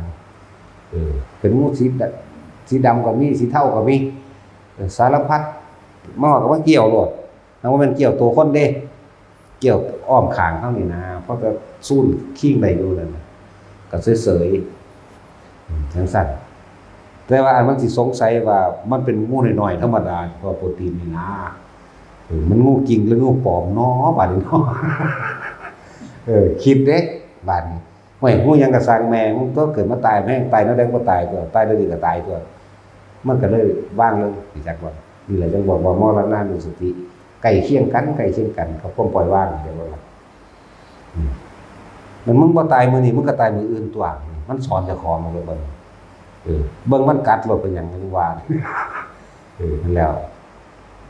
ซ้ำโปรตีนนั่นแหละ งูเห่าบาดนี่มันก็ฮู้ได้ว่างูเห่านั่นน่ะมึงบ่ตายมื้อนี้มึงก็ตายมื้ออื่นตัวมึงบ่ตายปีนี้มึงก็ตายปีหน้าเพียงใดมึงก็ตายอยู่แล้วมึงสิไปย้านหาแม่มึงบ่ว่าให้เจ้าของเด้แล้วมันยังมีอยู่น่ะผู้บาปแต่จริงๆมันบ่มีอยู่หมายถึงความย้านเฮานั่นมันนั่งคิดไปซื่อๆโดยสัญญาของมันซื่อๆหรอกมันนั่งคิดไปมันคนมีอันตรายต้องปกป้องคนอื่นเป็นธรรมดาเวลาเฮามืนลมนี่บ่มีหยังขวาเฮาก็ขวาดีเนาะว่าเฮาย่างไปตามเดินตามพระลานหินหรือพระลานที่มันเป็นดินถ้ามืนมากนี่เดินก็เศร้าหาแนวซอยตัวเองเด้นั่นก็เหมือนกันเป็นในลักษณะว่าจริงๆมันบ่ได้ยานตายหรอกแต่ว่าสัญญามันว่าก็รู้อยู่เด้พอความคิดต่างหากรู้ต่างหากฟังดีๆเด้อความคิดต่างหากรู้ต่างหากเด้สัญญามันพาว่ามึงสิย่านตายไปเฮ็ดหยังมึงบ่ตายมื้อนี้มึงก็ตายมื้ออื่นความคิดมันคิดไปต่างหากเด้อแต่ผู้รู้ก็รู้ต่างหากเด้รู้ว่ามันคิดว่าแบบนี้ซื่อเด้แล้วฮอดก็บ่เฮ็ดหยังก็เป่าฟ้ออยู่นั่นก็บ่เฮ็ดตามมกๆอยู่นี่แหล้วเขาเรียกกันหมอบหนีไปล่ะและผีจริงหรือบ่จริงหรืองูจริงหรืองูปลอมก็สร้างแม่มันดอกแล้วไปทำพระเป็นเรื่องทำพระมันเป็นพระกันเป็นบ้าว่ามันมีเหล็กไหลแล้วพระกันไปเอาผีขาตายที่เนาะตายซีเลื่อนบางสั้นเราไปหาบังคับเอาแต่คิดสิไปเอามันก็เป็นอาบัติมันแห้งเลยความบริสุทธิ์ในจิตมันนี่ล่ะอยากว่าล่ะสมบัติที่ผีรักษาเอาไว้หวงแหนเอาไว้โดยที่ผีหรือพุ่มโดยที่ท่านเขาบ่ได้ให้มาไปบังคับเอาบ่ได้คิดเบิดนั่นแหละถ้าสิว่าเรื่องบ่ได้คิดแล้วเข้าใจบ่ล่ะอันนี้เนื่องจากคำถามพวกอยู่อันดอนไหลเขาถามคือทางเขาถามมาสุกต่อได้บาทนึงล่ะบางพวกก็เทียบว่าเท่ากับทอง1 บาทมั่งบางพวกก็เทียบว่าเท่ากับเมล็ดข้าวสารเท่านั้นเท่านี้เมล็ดงาเท่านั้นเท่านี้มั่งโอ้ยบ่ต้องเอาผู้อื่นดอกว่าเฮ็ดนำพ่อแม่ผู้อาจารย์หลวงที่เพิ่นเฮ็ดบัวเพิ่นมันเฮาโลดเพิ่นว่าบาทนึงกับบาทนึงนำเพิ่นโดดก็แล้วดอกเบิ่งในบุพภาวนาสิกขานี่นั่นแหละบัดนั้นก็ถามถ้าสมบัติที่ผีรักษาไว้เฮาไปบังคับเป็นบ่เป็นเข้าใจบ่ล่ะนั่นทั้งปล้นขาเอาเลยตัวนั้นมันเป็นฮอด2อยู่ตัวนั้นนั่นบ่ล่ะถือว่าปล้นถือว่าขาเอาเลยก็ว่าได้นะสิว่าถ้าเขาถวายได้เป็นคือบอกบ่เป็นนั่นคือเขายินดีนั่นแหละสมบัติที่มุ่งรักษาไว้สมบัติที่รักษาไว้คือบังคับข่มเหงเอาเป็นบ่เป็นจังบ่เป็นก็มึงบวชมาเอาอันนี้บ่บ่ล่ะมึงบวชมาเอาอันนี้ติแหละบางทีอันมีเงินตกอยู่ท่านเดินวัดหรือมุมใดมุมหนึ่งจิตใจมันโลภจะได้เอาตีนไปเหยียบไว้เข้าใจบ่นี่เอาตีนไปเหยียบไว้ถ้าว่าคนนี้แล้วทั้งทำทานนั่งยอมๆเศร้าเอาก็มีเด้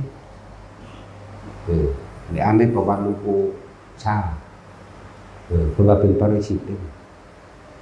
หากมีคนมาทวงถามเจ้าจบเลยเด้แน่โอ้ขนาดนั้นนะ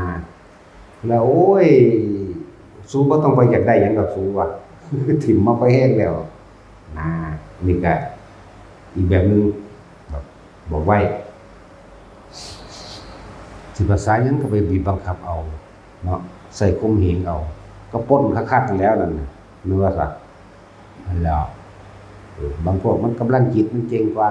ก็เจ้าก็บ่มีความเป็นพระดอกเจ้าอยากได้บ่แห้งน่ะมันว่าไปพวกพาไปว่าผู้สละออกแม่นบ่ซั่นแปลว่าผู้สละออกว่ามันไปหาเอาถ้าเขาให้ก็ให้ไปอย่างนึงเหมือนบ่ต่างจากคนดอกก็คือเฮาไปปล้นเอาเงินคนนี่แหล้วเนาะเพิ่นพากันไปอ่านมาตั้งหลายบทแล้วเขาเจ้าเทียบเท่ากับทองบาทนึงเด้ซั่นห้วยก็สั่นก็จะไปลักเอาพ่อบาทหรือจะไปลักเอามันตอนนี้มันทองราคา 50,000 กว่าก็ลักจัง 50,000 ก็พอมันจังบ่เป็นสิเอาอีหยังอันนี้อ่านในประวัติหลวงปู่ฝันมันแตงโมปลูกใกล้กันคนละแดนเนาะบัดนี้เครือมันแตงโมของแดนนี่มันก็มาอยู่พี่หมากมันก็มาใหญ่อยู่สวนของอีกผู้มีศรัทธากับหลวงปู่พี่ เพิ่นก็เข้าใจนี่เพิ่นบ่รู้เด้นี่เพิ่นบ่ได้รักเด้นี่แต่ว่าเพิ่นบ่รู้เพิ่นก็เอาไปพาแล้วก็เอาไปถวายหลวงปู่ที่หลวงปู่บ่เอาดอกกูกินดอกของที่รักมันก็งงตัวของคนบ่ได้รักแหมเนาะสวนเพิ่นก็เต็มอากลากอยู่ตัวใดไรมึงคิดเบิ่งดีแล้วบ่มึงก็บอกมาทางใดมันบ่แม่นของมึงเด้มึงไปเบิ่งใหม่เด้อก็ใครแน่ว่าเพิ่นจำได้ว่าเพิ่นเอาค่ายมือเดียวมาถึงเอาอยู่ส่วนเจ้าของผมบ่เข้าใจเดี๋ยวนำมาเบิ่งกันนะเป็นจังได๋เดี๋ยวนำมาเบิ่งไล่เครือเบิ่งแล้วไล่เครือเบิ่งแล้วพี่เงามันอยู่สวนเขาแต่หน่วยมันเครือมันมาพี่โอ้ยก็สมเพิ่นบ่เอาอันนั้นเพิ่นมีตาทิพย์หูทิพย์เนาะจังซั่นแล้วก็เลยว่ามันเกี่ยวเนื่องกับเขาเจ้าถามนำแหละก็เลยตอบความสงสัยให้ถ้าสงสัยบัดนี้สมมุติว่าเฮาไปบิณฑบาตยินเสียงไก่ฮ้องอ้อกอยู่นั่นอาจจะบ่เป็นไก่ตัวนั้นก็สร้างหรือสิเป็นก็ตามเวลาเขามาจังหันปุ๊บถ้าเฮาสงสัยนี่ห้ามรับเด้เห็นบ่ล่ะเลยบอกเขาว่าห้ามรับมันรู้สึกอยากกินหิแมงปานนั้นถึงตัวบาดนี้แนวอื่นบ่มีกินบ่ครับอย่ามันอ้อถ้าสงสัยก็บ่ให้รับสิภาษาหยังกับพวกว่ามื้อนี้สิไปกินข้าวปลาเด้อก้อยกุ้งเด้อเพิ่นจัดหาเอาเองบอกเขาขาเอาเองอีกต่างหากดีบ่ดีมันเจ็บปากของเขาดังไฟขึ้นจุดไฟขึ้นโยนปลาเขาเผากินเองโอ้ถึงกระตัวเลยล่ะเห็นบ่ล่ะหรือบางที่เขาบอกมัมกินข้าวปลาเด้อจะลาบปลาดุกให้กินจังซี่ก็รับบ่ได้เด้นี่แม่นบ่ซั่นสิไปว่าหยังกับเขาไปจัดเอาเองเนาะเผาปลาหน้าเฮาเดี๋ยวสิไปกินข้าวปลาตรงหน้านำเขาว่าเด้โอ้ยนั่นแหละพวกผีพวกเปรตที่เห็นติดหลายๆกับพวกนี้แหละจักว่าล่ะจัดหาเอาเองโดยการฆ่าสัตว์นอกบำรุงตัณหาความอยากของตัวของเองพวกนี้เดี๋ยวเขาบ่ได้ส่วนเขาส่วนว่ามันก็ผิดพอแห้งแล้วนี่ส่วนเขาไปนี่ทั้งนักก็ไปอีกก้อยกุ้งเขาโยนปลาขึ้นมากับถิ่มลงไฟกี้เอาเองเนาะสิไปนักกว่าเก่าอีกอะไรพวกติดหลายๆก็ติดแบบนี้แหละเวลาเพิ่นกินเข้าไปใหม่ตรงท้องเด้อนี่ใหม่ตรงในท้องเรียกว่าสังฆทานนรกอันนี้นรกพระทำผิดบ่เป็นพระดอกภิกษุทำผิดนะเห็นแก่อยากเห็นแก่กินเห็นแก่ปากเห็นแก่ท้องบ่เพียงหน้าแหละก็บ่ฝึกหัดบ่ศึกษากินลงไปแล้วมันสิเริ่มร้อนตั้งแต่คอกระเดือกเลยมาร้อนนี่แล้วมันสิไหม้ออกโบออกมาเด้ไหม้ท้องนี่โบออกมาเลยก็เลยว่าจะเห็นแก่ปากกินอะไรเด้อซื่อๆได้ไปกินทานไฟในนรกเด้นี่บ่ได้เว้าเล่นเด้นี่เว้าตามหูตามเห็นมาจริงหรือบ่จริงก็แปรพิสูจน์เอาเองพิสูจน์แนวใดก็นั่นแหละไปหากินกับปลาคือว่ามาน่ะหรือว่าสั่นสุก็ตายลงไปเอาเองด้วยตายไปเบิ่งจังซั่นมันสิเป็นคือว่าบ่เนาะมันสั่นแล้วตามเห็นเด้นี่ตามหูมาจริงหรือบ่จริงก็ช่างแต่ว่าเพียงแต่เว้าให้ฟังนะแต่สิมันได้ฮู้บ่มันก็ตายซะที่แรกนี่มึงไปเบิ่งมึงสิได้มีโอกาสขึ้นมาบอกหมู่บ่ล่ะมื้อเดียวอยู่ได้หันโอ้ยเอาคือว่ามื้อเดียวอยู่ได้หันจัก 2,000 ปีแล้วสิไปบอกใครล่ะเขาไปนิพพานแล้วก็มีเด้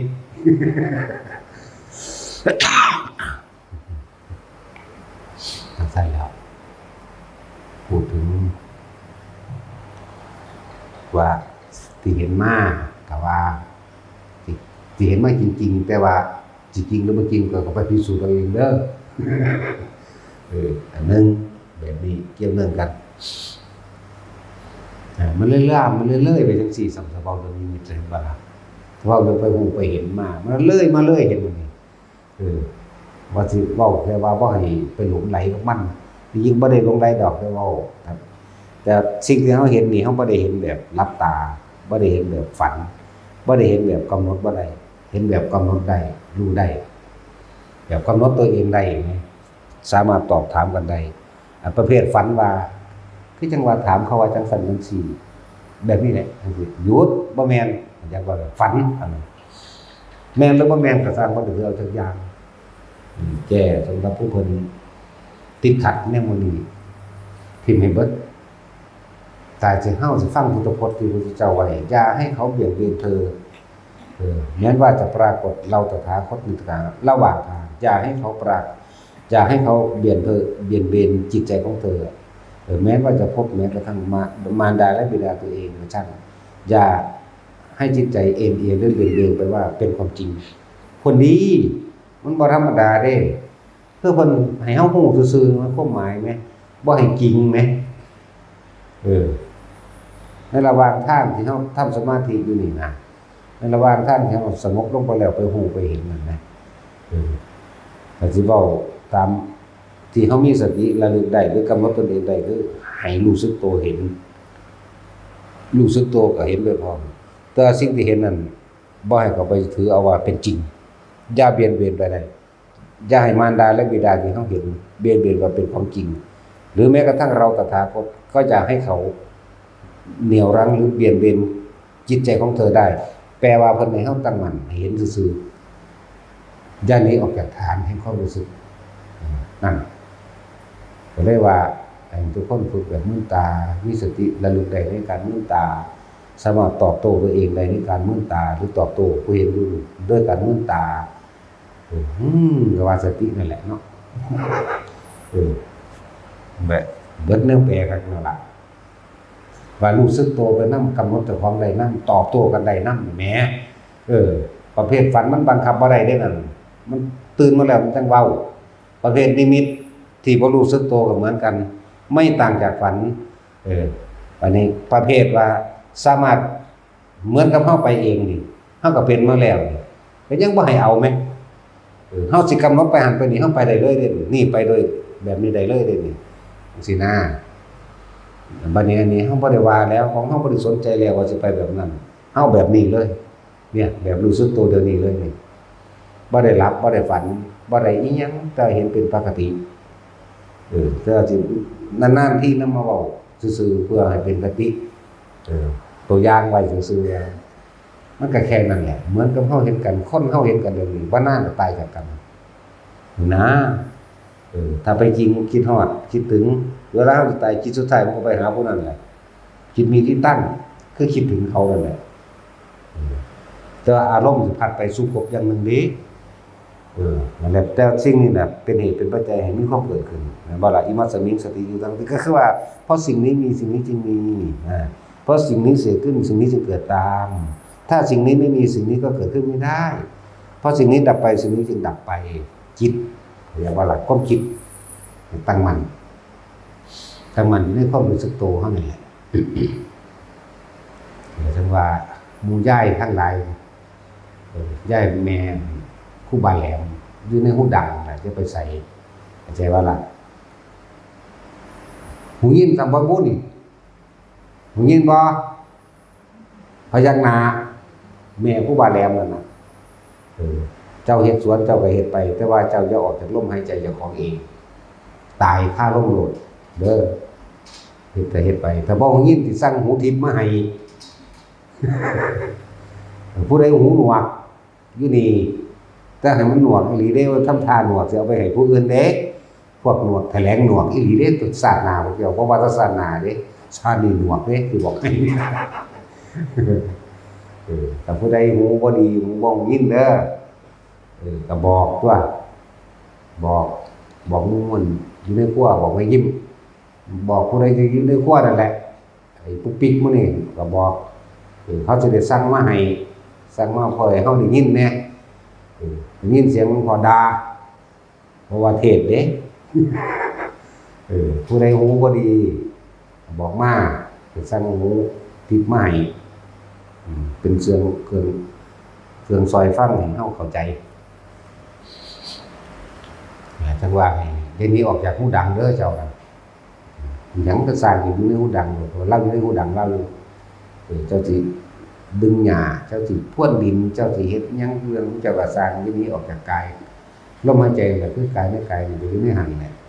บางทีมันก็เดินหน้าขึ้นมากลางหัวมันในหัวมันหน้าอกมันทะลุในตัวก็มัน ยังก็สร้างหูดังไว้ก่อนจักว่าล่ะจักหูดังมาเลยนี่ สูดลมหายใจเขามันก็เย็นเขาแม้นทางออกมันก็เย็นคือเก่าเหมือนกับบ่ได้หายใจสูดเลยซ้ำไปแต่ว่ามันก็เย็นไปเย็นมาไม่มีเย็นไม่มีอันนี้แน่หันใจสงวนก็คือกันนั่นแหละมันไปคิดฮอดลงสีเด้จักว่าล่ะเงินลูกหลานตายก็ตายนำลูกหลานเด้ คือจังเท่าล่ะจังซั่นแล้วตายไปตายมันโลดตายแน่นอนอยู่แล้วล่ะใครก็เลยได้สงวนก็เหมือนกันมีหูดังนั่นแหละ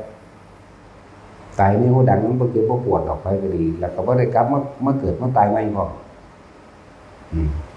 ส่วนเรื่องคำว่านี่จังทุกครั้งหน้าตามันรู้แจ้งเบิดแล้วล่ะใครก็ดีแต่ว่าเฮ็ดจังได๋ปัจจุบันกูสิในหูดังได้นี่เนาะแล้วฝึกตนเองนั่นแหละว่าเตือนแต่ละคนถ้าผู้ใดหูหนวกก็บอกเขาสิสั่งหูทิพย์มาให้หูที่เขาขายนั่นนะแต่เดี๋ยวสิเข้าใจว่าหูทิพย์อย่างอื่นดี ผู้ใดบ่ฮู้ยินนั่นน่ะเพิ่นสั่งหูบ่มีมาให้สิ่งที่มีค่าสูงสุดของวัตถุสิ่งเหล่านั้นบ่ได้มีค่าสัมธรรมะเลยอยากให้พวกเจ้าได้ธรรมะจะเป็นความจริงให้พวกเจ้าถึงความจริงให้พวกเจ้าทำความเข้าใจเข้าใจตัวเองแล้วบ่เข้าใจผู้อื่นดอกพอธรรมะนี่เฮามาละตัวเองเด้ละตัวเองออกจากความเห็นผิดละตัวเองจากความเห็นถือครองมันธรรมดาเด้ละออกตัวเองจากสิ่งทั้งหลายทั้งปวงมันสิสัมมาก็บ่ได้ยึดมันสิมิจฉาก็บ่ได้ยึดอีกแต่ว่ายึดสัมมาก่อนที่แรกแต่สุดท้ายแล้วอยู่กลางมันบุญก็บ่ได้ยึดบาปก็บ่ได้เอาอยู่กลางมันอีกผิดก็บ่เอาถูกก็บ่เอาเว้าดูๆเด้บ่ได้ยืนยันตัดสินว่าไผผิดไผถูกเด้สิ่งทั้งหลายเหล่านั้นพวกเจ้าเป็นผู้เข้าไปรู้เห็นเองสิเชื่อบ่เชื่อก็สร้างเนาะคือเว้าให้ฟังเชื่อบ่เชื่อก็สร้างแล้วจังซั่นแล้วเชื่อบ่เชื่อก็สร้างพวกเจ้ากลับเข้ามาในเย็นในหูดังเจ้าของคนเฮาบัดสุดท้ายจักว่านี่มันมาอึอะในหูดังเบิดนั่นแหละเป็นหยังก็บ่เฮ็ดให้มันชินโลด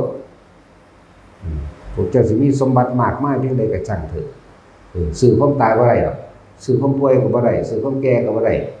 ซื้อความเกิดก็บ่ได้แม่นว่าล่ะเกิดแก่เก็บตายมันเป็นเรื่องธรรมดาอยู่แล้วเอาเปรียบเทียบคนมีชีวิตที่สุขสมหวังมาตลอดชีวิตก็สร้างลูกหลานก็ถึกใจได้เป็นเจ้าเป็นนายเบิดกิจการเงินการงานก็เข้าใจว่ามั่นคงถาวรเบิดหลานเหลนเกิดมาก็เป็นตาฮักเบิดว่าเจ้าสิตายมาก็บ่มีไผซอยเจ้าได้ดอกแม่นบ่ซั่นจับแข้งจับขาเป็นได้แม่เท่านั้นแหละพวกเจ้าสิห่วงไผเพียงใดก็จังเจ้าก็บ่อาจสามารถจะไปแก้ไขสิ่งที่เจ้าห่วงได้นั่นแหละสิ่งเจ้าห่วงได้นั่นแหละจึงบอกว่าสุดท้ายแล้วเฮาก็ต้องพึ่งลมหายใจตนเองสำหรับคนที่ฟังความจริงธรรมะแล้วนิ่งอยู่ในลมหายใจโลดบ่ต้องไปสนใจหยังดอกนี่พูดถึงว่าคนที่มีความสุขสมหวังสมปรารถนามาตลอดก็สร้างแต่พระนิพพานพวกเจ้าปรารถนาเอาโดยการคิดเอาโดยปากโดยใจบ่ได้เด้พวกเจ้าต้องกระทำเอาความรู้สึกในนี่เท่านั้นนึงเด้เห็นว่าล่ะบ่ได้แม่นได้ว่าเจ้าสิปรารถนากูมาเกิดขึ้นไปในนิพพานข้าเดียวมึงเบิ่งโดยอีหานั่นก็สั่งมึงเบิ่งดูมึงว่าคือกูบ่เนาะบ่พึ่งกันเบิ่งดูมันเอานั่นเบิ่งดูมันจังซั่นจังซี่นี่จากกันก็บอกผู้เก่ามาหาที่นั่นที่ไปคบมันเด้อบอกเพิ่นคนเก่งๆแน่แต่ว่าบ่เคยบอกเพิ่นเจ้าของเนาะบ่เคยน้อมเข้ามาเบิ่งเจ้าของเด้นั่นแล้วจังซั่นแล้วปากขึ้นกูบ่มาเกิดแล้วกูไปนิพพานว่าเด้หัวตะพานติแต่มันดื้อมันสิไปเอาหัวส้นสะพานติเนาะนั่นแหละยังกระสร้างเกิดยังขึ้นกระสร้างจดจำไว้เลยว่าเฮาจะกลับมาลมหายใจก่อนเป็นเบื้องต้นเศร้าคือเว้าเรื่องนั้นเครื่องบินตกไฟไหม้คนตายเบิดยังผู้เดียวอยู่ขออำนาจแห่งชาติของเขาได้รักษาเขาเองนั่นแล้วคนผู้นี้จะต้องได้บรรลุอันใดอันหนึ่งสักก่อนจึงตายใช่ก็ล่ะถ้าเป็นจังซี่โสดาหรือสกิทาคาก็แล้วแต่ ต้องบรรลุอันใดอันหนึ่งจังตายมันบ่ถึงตายหรือว่ามันเพียงแต่รับกรรมในหมู่ซื่อๆถือว่าบินตกตุ่มไฟไหม้ตายเบิดนั่นว่ายังผู้เดียวนั่นบ่มันพวกนี้ไปแจมในกรรมนำกันซื่อๆเด้นี่แต่ว่าแต่ว่าบ่เจตนาเลยว่าสมรู้ร่วมคิดเต็มๆก็บ่แม่นสมแต่ว่าเรื่องกรรมเด้เรื่องการกระทำของเขามาด้วยกันสมรู้ร่วมคิดว่าแม่นนี่นะดีแล้วสู้ซ้ำนิดนึงเด้แต่บ่ล่ะยังสั่นแล้วคือว่าเขาไปเผาห้างตอเนาะเขาเผาห้างตอเป็นยังสู้เผาตอตัวดีแล้วกูกินน้ำในเด้อซ้ำนิดนึงเด้เปรียบเทียบจักว่าล่ะนั่นแหละที่เฮาเบิ่งนั่นยังเครื่องบินอินเดียบ่นั่นแหละคนอื่นมันเป็นคนสองสัญชาติได้อินเดียกับอังกฤษเนาะแล้วบัดนี้เฮาเบิ่งประวัติเพิ่นแล้วมักปฏิบัติธรรมเลยแท้โอ้ขนาดคนใหม่ดำเบิดไหมแล้วก็ทั้งยางคุยกไปซื่อๆนั่นแหละเรียกว่าเจ็บขานิดหน่อยช่วงนั้นเครื่องมันล้วนครึ่งนั่นคนอื่นสิห้องวูกวีกโวยวายเด้แต่ว่ามันสงบนิ่งสูดลมหายใจเห็นบ่ล่ะสั้นแล้วคือแตกต้มรอดผู้เดียวแล้ว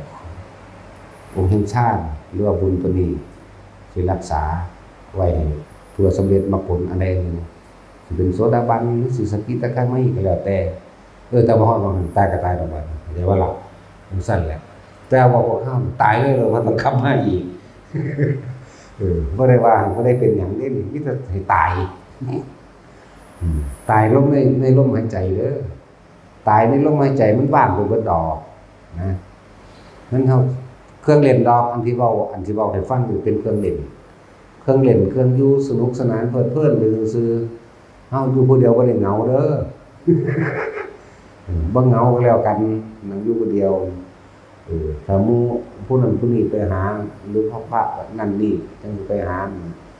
บ่อยากให้ไปหามันได้ดอกไปภาวนาคักๆโลดเพราะว่าเฮาบ่ได้เหงา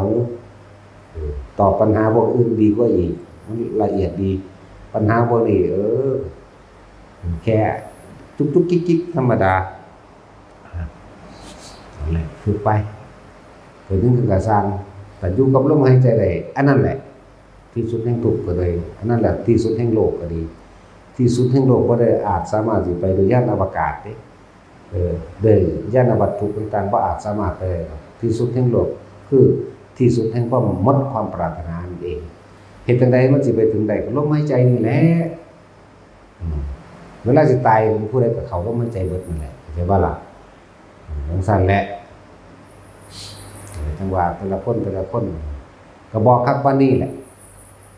จักสิบอกว่าอะไรอีกเนาะบอกรู้แล้วสิศูนย์จะพ้นอีกสวัสดี